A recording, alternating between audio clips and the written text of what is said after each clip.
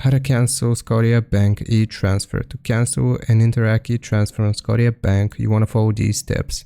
So if we're using the mobile app, you will first log into the Scotiabank mobile app, tap the Transfers tab at the bottom of the screen.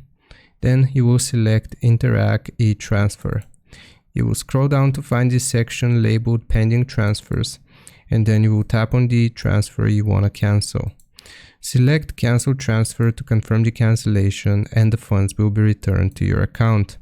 If you're using the Scotiabank website, you will log into the platform, then click on Transfers at the top of the page. Then you will select Interac E-Transfer from the drop-down menu. Scroll to the Pending Transfer section to see the list of your ongoing e-transfers. Then you want to find the one you want to cancel and click Cancel next to it. Confirm the cancellation and the funds will be returned to your account. I hope this helps you out. Leave a like and sub, and I'll see you next time.